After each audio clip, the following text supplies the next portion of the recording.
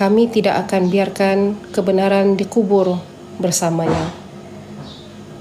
Di sana doktor maklumkan bahawa Zara tidak lagi berfungsi, otaknya brain death. Okey, otaknya sudah mati. Kecederaan sangat serius. Okey, tengkoraknya pecah. Kepala lembut berair bila disentuh. Okey, tiada darah keluar dari kepala, hanya dari kaki. Okey, tengkuk seperti patah. Saraf tunjang belakang dipercayai terputus atau rosak teruk akibat impak. Berkemungkinan besar menyebabkan kelumpuhan dan kegagalan fungsi sistem utama. Okey, tangan dan kaki patah, kaki kiri terkehel dari buku lali. Tapak kaki kiri luka berdarah.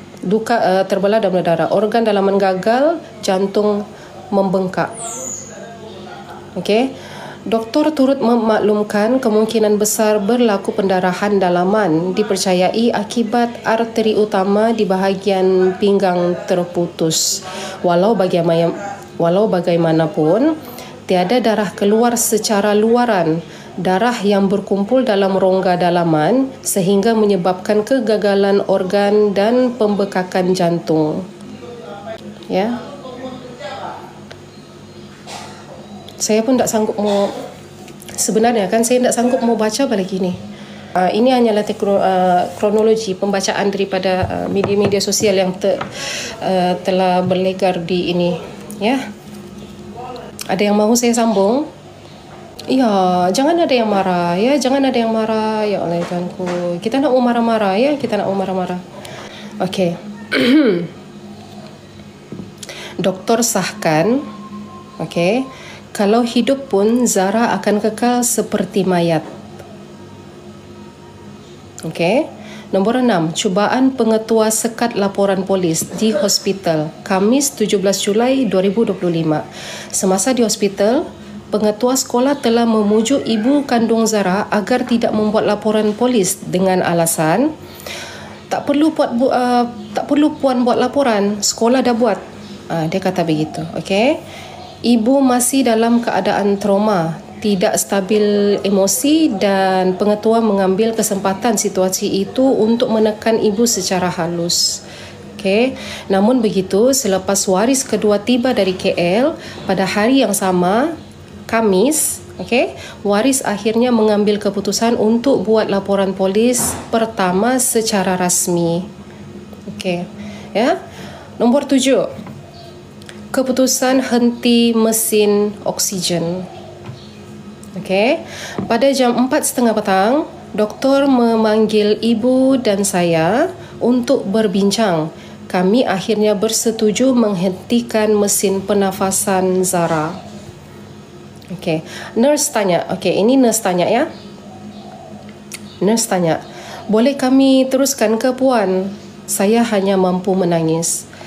Saya lihat satu persatu wayar dicabut. Hati saya hancur. Saya ajar anak saya mengucap, tapi suara saya tersesak sampai saya sesak nafas.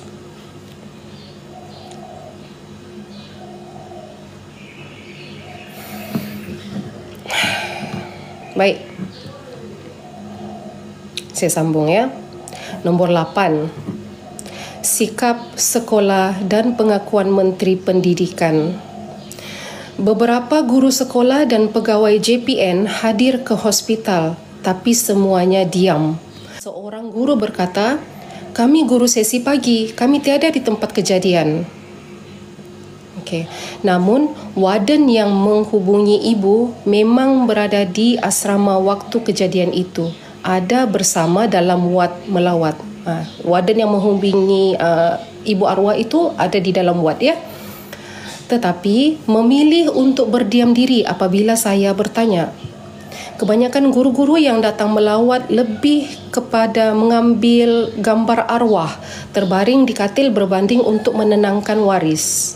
Dan diorang ambil gambar, diorang sampai ambil gambar. Tapi tidak menanya kabar lah, ya. Okey. Apabila kami desak jawapan, Menteri Pendidikan YB Fadlina Siddiq yang kebetulan datang melawat ke hospital YB Fadlina ya, dia ada datang melawat ke hospital. Beliau sendiri menjawab, saya yang arahkan pihak sekolah supaya tidak beri sebarang maklumat kepada waris kerana kes masih dalam siasatan. Ini mengejutkan kami kerana ia bermaksud maklumat ditahan secara arahan rasmi, bukan dari polis. Nombor 9.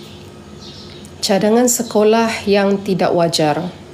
Ketika kami sedang uruskan jenazah, wakil sekolah mencadangkan agar jenazah dibawa ke sekolah untuk disolatkan dan diberi penghormatan. Saya marah dan jawab, anak kami bukan anak kucing, bukan barang patung pameran untuk diusung ke hulur ke hilir. Dia mati dalam jagaan kamu. Kamu tak layak usung jenazah dia ke sekolah untuk tatapan.